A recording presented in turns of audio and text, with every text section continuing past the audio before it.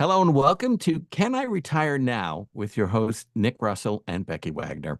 I'm RJ Malik, the producer of this podcast. Nick and Becky, hello and welcome. How are you both doing? Hey there, RJ. Hi, good morning. Doing great. Yeah, doing Good, well. good. All right. Today's topic is follow the money. What do you got in store for us?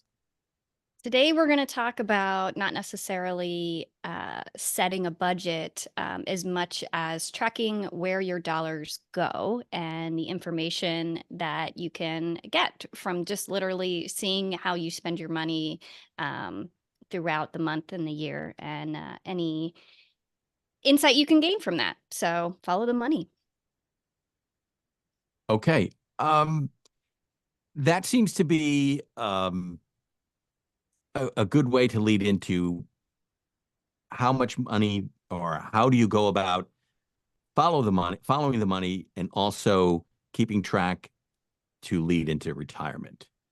So I guess I would go to you with that, Nick. Sure. Yeah, and I think yeah, the idea of knowing where your money's going, if you're more informed today, like you said, RJ, it makes it much more natural to being able to save enough for later. And so um, we get asked a lot, obviously, here, like, okay, great. How much do I need to retire? Right? Like, give me start with the end in mind, Stephen Covey, what do I need? And then we can take little bite-sized chunks all these years while we're saving for it. The sad truth is it's different for everybody, right? So there isn't this one answer where, if I ask 100 people, how much money do you need to live comfortably? If I would just write you a check, it's shown now that about 70% of people say $1 million, and about 20% of people say $10 million, which are vastly different amounts of money. Right. But it really, a lot of different things affect that, right? So, how old are you? How old are you when you're going to retire? Health and well-being. We're all, medicine's getting better, so there's more longevity, so people are living a longer retirement.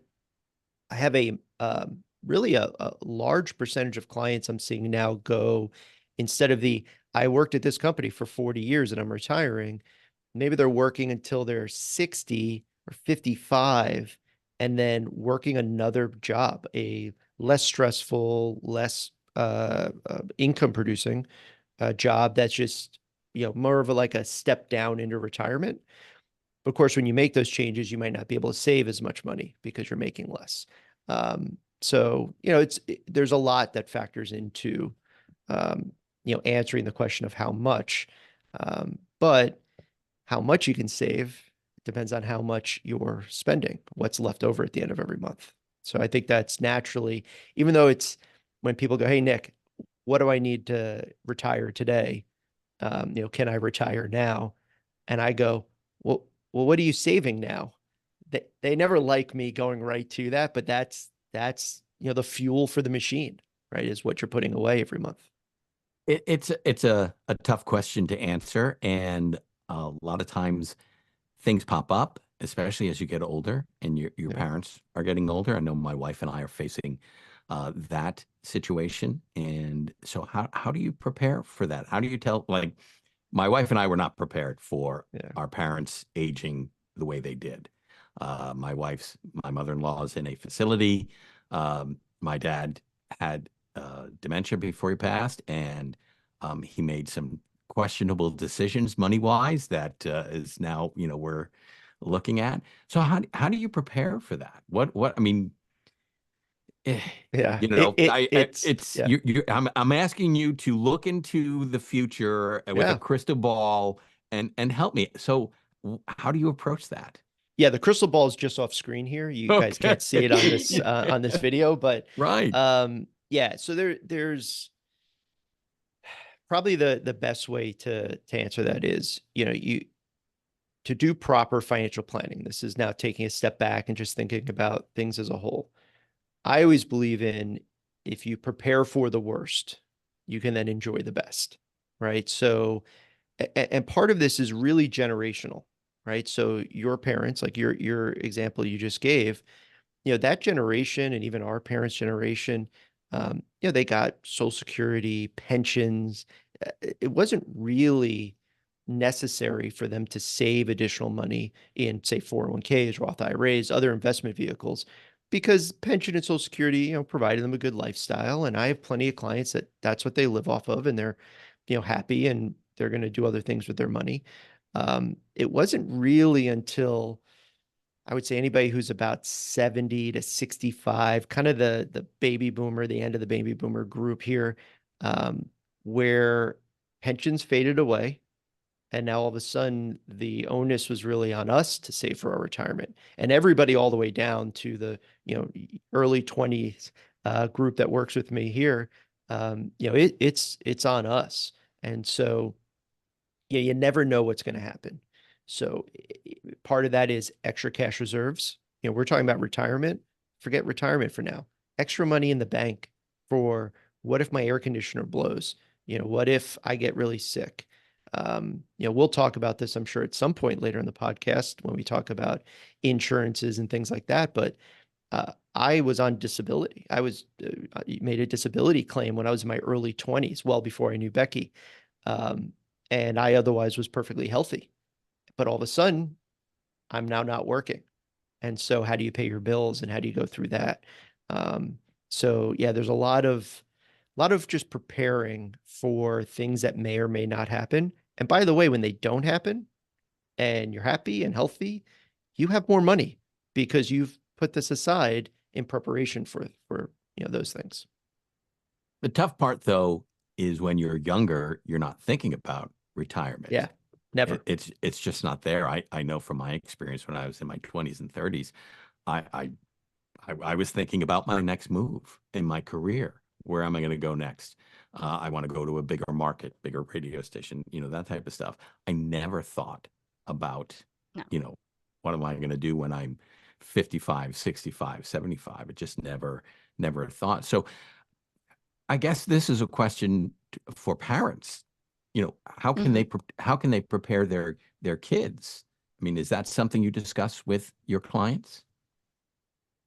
I do, but even to make it more personally relevant, Becky, what do we do at home? Oh, it starts, well, to prepare your kids. I think having a decent amount of financial literacy helps. And actually, something I read online this week, I can't remember the source, but it said like 50% of people go to their parents for financial advice, but 60% of those parents don't, maybe even more, I forget the exact number, don't feel adequately equipped to teach their kids about finances. So it's really kind of this never-ending loop of maybe I don't know. This is what I do. And so to better equip future generations, I think there's a lot of great tools out there. But right now, what we do in our house is our daughter has a debit card that is specifically linked to her completing her chores every week and everything like that. And within it, it has savings categories, spending categories, and actually courses she can take online to earn more leeway in her spending. It's actually really good. Yeah. So there's a lot of beginner steps that you can go with that, but kind of tied to that is now when she asks for something, we ask her if she has the money, and she sometimes doesn't, and she has to go back and see where she spent it. And it occurs to her that she should probably, look at how she's spending money and see if it's meeting what she wants to do in the future, if she has future goals, if she should put money aside, or things like that. So kind of tied back to what we're talking about in terms of following the money is a lot of times retroactively looking back, it can really help you plan for the future, because everyone's like, well, this month I had this and it was, unexpected. And this month, this was unexpected. There's always going to be something that's unexpected, always. And so if you track backwards or even keep track going forward for a little bit, you can really see some trends and be better prepared for what you need in the future. And I think for perspective, just to share that we started that debit card with her, was it 3 years ago? So at 11. Yeah. And I would recommend this. I got this idea from a client that did this with their kids. The exact program that we used didn't exist at the time, but they did something really similar. And I will tell you, not only has it helped with her financial literacy and understanding how money works, it's helped her appreciate uh, like shopping and getting something, paying more for something that's high quality versus ordering something online from some, website across the world. And then she gets, oh, it only cost me $5, but it like turns to dust within, 2 days. It's really, it's been a kind of a really fun experience that I wish I had when I was a kid. It's a whole And it's, separate podcast topic. yeah, I was So going to say that's a whole thing. I could talk for hours about that because I think it was the greatest thing that we did. And now she even understands larger concept items like what homes cost relative to, say, cars, relative to a sweatshirt she wants to buy. Right. And so I think when I was her age, none of that even made sense. Obviously, homes are expensive, but like you didn't really get scale there. I think she's going to be really well off years down the line when she goes off to college. She's on her own. I think be more, more empowered at that point and more informed. You use the phrase financial literacy, and I think that's something that um, we don't do a better job of overall. mhm. I'm Oh, sure yeah. you run into that with your clients. So yeah, you had asked in the preface of this question of what do you tell clients like with their kids or teaching, and so I teach adult education classes throughout the year at the high school right here next to my office, and almost every time I do it, I have someone come up to me after class says, "Hey, would you ever do this for kids?" Um, and and I love the idea, right? And there are like not-for-profits and programs that do education, but you know, I don't think there's a single person today that would argue that it's silly at this point we don't teach basic finance in high school. Not I th not like finance like, this is what an option or how to buy a stock, but yeah. the old how to balance a checkbook. I know I we don't think use checkbooks now, but yeah, we're getting there though. I think a lot of states are now passing a required personal finance class for high school. So not all of yeah. them yet, but slowly it's happening. So Yeah. It's just so easy to spend money too in today's day and age. Yes. Not because of inflation and all that, because obviously prices have gone up, but On your when you, phone. yeah, You can use your phone to pick up your spend. phone, buy it, it's a debit card, you never touch the money. Like you don't even have to pull out a checkbook to write a check anymore. Right. So it's so easy for, and this is not just for, our daughter, but grown adults have no idea what they're spending every month because they're just, they're swiping their debit card or it's on an Sure. auto bill. And there's commercials now for programs they talk about, we'll analyze your spending and oh my God, you have 3 subscriptions to the same service. Like, wow, what a waste of money. Yeah. I mean, that is the whole idea of tracking the money, right? That just is a lack of awareness of where your money's going. And that's, I mean, it's just, you're just wasting money at that point that you could be using to save for the future, save for your cash reserves, or honestly, if you're on track with all of your goals, spend that money on something you'll actually enjoy instead of just some extra subscription you're not using. Okay, so you touched on tracking your money and looking at how many subscriptions you may have that overlap. Um, can you give us other examples on how to track your money? I mean, it's easier said than done.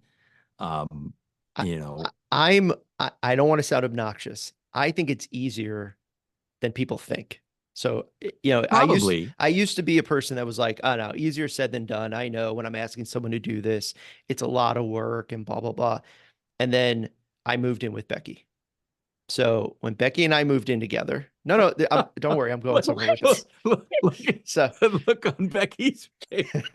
so don't That worry. was No, priceless. this is flattering. Hold on, I'm getting there. It's a Better be. long lead up, but wow. By the way, you look lovely today. I just wanted to Thank say that you. for the record. Um, Nice. no, but then we moved in together, right? And one of the first things we had talked about, other than the excessive amount, we both came from living at home, so we had an excessive amount of pots and pans and had to go through all of that so we could fill our, not overfill our cabinets, was understanding where our money was going. because we had both been previously married and divorced. And so we came from independent households. And now we are sharing expenses and sharing income. And even though I'm a financial advisor and Becky was running an MBA program, and it's just one of those things that you sit there and go, okay, well, we have to better understand this. So we started just saying, okay, let's look at what we spent last month, right? Forget what we want to spend and want to save, all the futures. What did we do? And so it started off slow. But honestly, I don't know if you want to talk more about it, Becky, but I tell clients all the time, we sit down now, we've gotten pretty efficient at it, and we'll talk about what we actually do, but that we sit down about once a quarter. We go over the last 3 months because we can knock out 3 months in a very reasonable amount of time. We crack open a adult beverage or a bottle of wine or something and sit there right next to each other. She's on her laptop. I'm on my computer. She pulls up a spreadsheet, and I pull up, our bank account, and I just go, huh, all right, January 1st, Amazon, $53. And she tracks it down. And we just line by line record it. When we get through our bank account, we go to the credit card. Oh, and she's got a credit card. And I just read them off, and we sip some wine. I don't think, Becky, does it take us an hour, a quarter? It doesn't take us very long. No. I think holiday shopping takes a little longer. Depends But how many times I say Amazon when I'm reading those off. Yeah, so it's gotten, I think, why people probably don't do it as often is, one, we don't have physical checkbooks, but I think very, very few people get even physical bank statements anymore. And so now, instead of it being sent to you to review, you have to go find it. You have to pull up your bank statements and pull up your credit card statements. So it's a lot easier to ignore and just kind of look at the final number and be like, oh my God, whatever, and not think about it. And so I guess I used to do that in college because I had, obviously, everyone has a tight budget at some point in their lives. So I got really good. I used to save all my physical receipts and make sure they matched up and did the whole nine. So I'm actually not as detailed as I used to be, Nick. But Hard yeah, to believe. we go through and we categorize everything by what it is for. Is it for our home? Is it for medical? Is it for entertainment? And you can really do the categories however you want. I think we have 8, and we also have a miscellaneous one on the end because there's always something random that doesn't fit into any other category. So we break it down. I write down the date and I write down where it is so that we can sort it, because I like to see if there's anything. And then we total it at the bottom, all the columns and across, and we do it month by month. So over the years now, we can track spending habits and percentages and stuff like that. And for us, it's amazing because once you write it down, you instantly get a feeling of either like, yeah, that makes sense, or like, that does not feel good. Like, I don't like writing down that number. And so, or seeing the total number at the end, especially annualized, right? Because it's really easy at the end of, even a month, if you multiply it times 12, like, is that number more than what you make, right? Is it less than what you make? Did it allot for any savings or taxes or anything that you may need to pay? So, it's not even about saying like I went over or under budget. It's just about writing it down and looking at it and seeing how you feel, seeing if you and your spouse agree, or whoever you share financial decisions with. How does it make you feel? Do you agree? Did you know that that's what was happening? Obviously it does allow, hopefully, for the opportunity to find any like multiple subscriptions, as Nick said, or something that you didn't know was billing every month or could be inaccurate, charged or something like that. But overall, also, I think, yeah. Sorry. I was just going to say, you mentioned annualizing it. There's also the very common exercise of having small transactions, but a high quantity of them. So like again, this is life before I was with Becky. I was your traditional, 30s something guy that, I got up and I went and bought breakfast at, a coffee shop / breakfast place that will not be named. and go and eat and have a cup of coffee. And then I would eat out for lunch, and then I would eat out for dinner. As you could tell, eating out was everybody's got one line item, and mine was eating out, right? But all of a sudden, when we were living together and it's a little more convenient to like make breakfast in the morning or have coffee at home, and all of a sudden those little like $5, $10, $15 expenses, you're like, it's only $15. But you do that 3, 4, 5 times a week, every week, 52 weeks a year. Then like Becky said, when you get that annualized number, it kind of smacks you in the face. Sometimes you go, oh, wow, okay, I can make a big difference in my own financial situation by, instead of eating out 5 times a week, let's eat out 3 times a week or 2 times a week. We're not talking about living without, really stripping yourself of like a life and saving every penny you have. But it does give you the awareness to be able to make an educated decision on maybe where you should pull back a little bit. And I think in the same respect, larger expenses, by the way, because I get asked this a lot, like, we spent a lot of money in March because we bought all those airline tickets in the hotel for our summer vacation. Sure, that's fine. But you have to realize when you pull that annually, and then you maybe look at it on an average month or however you want, some people look at it easier monthly than annually. You get to see what that, travel expense is over the course of the entire year, kind of spread out from month to month. Maybe it winds up not really being that much, but it was a lot all at once. And that's where we talked about having extra cash reserves, having a little extra savings. But sometimes it's, oh yeah, we had that other trip, or, oh yeah, we booked that other hotel. And all of a sudden the year-end number, you go, wow, this was way bigger than, maybe we were planning at the beginning of the year, or even makes sense for us at this point. So planning is a big part of financial security. You really have to, I mean, like I said, it was easier said than done. You need to put effort into it if you really want to get good results. Well, nothing comes, right? Nothing's that easy, right? If there was Sure. an easy way to do anything, it's kind of that old adage people always talk about, the perfect investment, right? Makes a lot of money, no risk, you pay no taxes, no fees. Yeah, that doesn't exist. If that existed, Right. everybody Right. would do that. And Right. there's no like perfect answer that fits everybody. But something like this, I think it even pushes that point more, is that this is a general exercise that everybody could and should do, but it's personal to you. So Becky mentioned we have about 8 categories, but I know people that say don't have kids, but they have 6 dogs. Well, I bet you those dogs should be a category, because between food and vets and this and that, boom, I bet you there's a nice chunk of money being spent there. Don't put that in miscellaneous. Give the dogs a category. Give your kids a category if it's, where you wind up spending a lot of money. Just start with the basics, and then really individualize it so it fits you. And this isn't like we're not trying to make everyone like say, okay, well, your housing should be 30%, your house, and your food should be 20%. This is literally like what do you spend your money on? And the very end of this is, are you saving anything, investing anything towards retirement? Because that's really the goal here. So once you look at it, figure out how you feel, and then you can set some goals or some parameters for how you want that to look in the future. And people really do well. I'm always telling Nick, like, you do well with a little bit of guardrails on everything. And people, it's like a Fitbit, right? You want to get 10,000 steps a day. Like, now you're actually tracking it, and people perform to that. There's like an old HR story.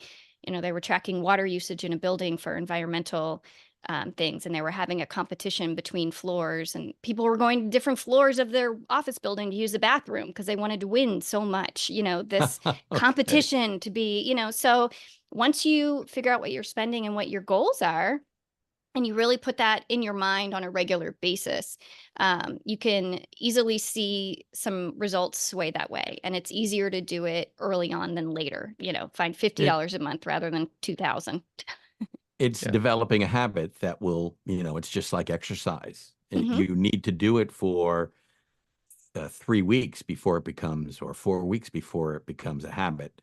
Otherwise, if you don't really focus on it, it's not a habit, and then you don't get the results you want. So you just got to look at it as a habit. Just listening to both of you, get that habit, and boy, it's gonna, just like exercise, it's gonna pay off in the long run. Yeah. And find the interval that works for you. Is a month too overwhelming? Do a week. Just go back and look what you spent this week. Do it every week, or, and then you can space it out if you have, no issue with it or whatever. So like Nick and I said, we did it frequently, and now we can do it quarterly. So, find what works for you, but just see where your money went. That's all you have to do, and see how it makes you feel. All right, a lot of great information. I really appreciate listening, and I know people who are listening to this podcast. It's just a ton of information that is so helpful, and it's really common sense when you look at it. But at this point in time, Becky, we're at the "Did you know" part of the podcast. What do you have for us today? All right, everybody. Did you know that the average American only spends 1.8 minutes a day doing financial planning? So probably in the time it takes for you to calculate the tip on a dining out and sign your bill, that would wrap up the average American's financial planning for the day, which is not good, probably not horrible, but not great if that's the total sum of how you're looking at your finances for the day. So I got that statistic from the Bureau of Labor and Statistics. So there really is a little bit more room for you to at least examine how you spent your money that day, and maybe look to the future a little bit. It's kind of sad, and it's decreased every year for the last few years. So we got to do better. I think I contribute to the decreasing of the amount of time spent. Yeah. I'm guilty of that, but that's great stuff. Mm-hmm. Well, we can give credit to anybody who's listening, because they spent whatever it is, 20, 30 minutes listening to this. So maybe that's them thinking about their financial planning. So kudos to the listeners. Yeah. Yeah. Okay. And you've got something extra for us, right, Nick? Yeah. So, in addition to sharing this information, part of what Becky and I want to accomplish is to be able to give easy takeaways for people to kind of take this information and go, hey, great, that was informative, but like, how do I take the next step? So we'll have some, I don't want to call it homework, but I call it homework with clients too. And everybody kind of groans when they hear that word, but this is going to be pretty easy this week. So we talked about how we record our expenses. So Becky and I have made our own really basic Excel spreadsheet that we use and has worked really well for us. I'm going to make that available on my website at sunrisewealthadvisors.com. When this podcast is released, so if you're listening to it now, it's available now. I will link this below the episode so that it's available. But a couple things to keep in mind while you're working on this. This again is all about self-awareness. It's about tracking your money. It starts there. Don't go in and go, well, I know I spend too much money on this, or no, I think I spend, or I want to restrict how much I spend on this category to this amount. The first step is just recording. If you have a partner, spouse, somebody you share financial decisions with, you should both be doing this. And remember that you love, or at least like, this person, because I can tell every time I say the word Amazon or something else, Becky goes, Amazon again, Amazon, and it's okay. If the money's there in the budget at the end of the day, wonderful. If it's not, then you have to remember, let's have a nice little conversation about this, and it's for both of us. If you do find that there's extra money, or you carve out some money from some of the maybe overspending, then you can think about, great, where should this money go? Do we have our reserves built up? Can we put this towards retirement? This is where you'd reach out to a financial advisor and say, hey, I found a couple $100 a month by saving here and there. What should I do with it? And then if you find that, hey, these are all, I'm just spending everything I make, that's still a important exercise to go through because, maybe you get a raise next year or something. And you go, oh, I get my 3% raise. Well, maybe you can save 1% of that, spend 1% of that, just, put one into retirement. And then all of a sudden, you're giving yourself a little more to spend, but you're also not neglecting savings because it's very easy as people make more money to just kind of swell to that new money that they make. And so again, tracking it over time at least gives you an easy way to stay on top of that. I'll tell you what, I will download it, and my wife and I will do it, and we'll share how we progress. I would How does love that for sound? you to do that and Yeah, share how the yeah, experience is for you so people don't think right. I'm crazy when I share this. But I have a Yeah, history of clients that have done it and have loved it. They wholeheartedly become more successful financially with how they save. So this isn't a line. This is an Excel spreadsheet. I'm not selling it. It's just available. Use sure, it. sure. No, Yeah, I'm excited to see what you think. well, we've been thinking about, well, we've had expenses come up, so we've had to focus on some things that we have to cut out to take care of, the expenses that have popped up that we weren't expecting. So, yeah, I mean, while you were talking about it, I'm like, this is a no-brainer. I mean, this is something that we should be doing. So I will share the information. I'll share how many times my wife, gives me a hard time over Yeah. something I have done or said. It's because it's always my fault. I'm Always. I'm always the one who says something stupid, says something inappropriate. Well, It's hey, you got to that's remind her before we start this, we love each other. Like, this Yeah. is, we're on the same side. It's a different kind of date night. Yeah. Okay. You're just going to Yeah. spend some time together. Yeah. And it Okay. will take a little extra time the first time, second time, Sure. third time you do it. But honestly, it's gotten to the point now that Becky and I just we knock it out in no time. And, and it's really still, I mean, 5 years living together, um, very valuable because things change. Becky left the It workforce. So all of a right. sudden we're like, okay, do we have more expenses, less, income's changed. I mean, things happen like you've talked about. It makes incredible sense. Thank you. Appreciate that. So we're gonna wrap things up for this podcast. You guys good? Anything else you want to add? Or are we good to go? All set. Thanks No, so I'd say, much. yeah, check in for the next episode. We're going to kind of continue off of what we were talking about today. Sounds good. Okay. Nick and Becky, thank you as always. Pleasure talking to both of you about Can I Retire Now podcasting, letting people know what to expect with future podcasts. I appreciate that info. Where can people contact you? Is there a website or is a Yeah. email that they can reach out to you? How do you want to do that? Easiest way to, if you have questions or want any additional resources, is go directly to the website, which is sunrisewealthadvisors.com. On there, there's a multitude of resources, the spreadsheet, all the podcasts, links to all the social media, as well as some contact forms. So if you do have a quick question or want information about something you don't see, just fill that out. Goes directly to me. I'm happy to follow up with anything that you might need. All right, guys. Great talking to both of you. We'll looking forward to talking to you again during the next podcast. I'm RJ Malik, and well, join us again for Can I Retire Now?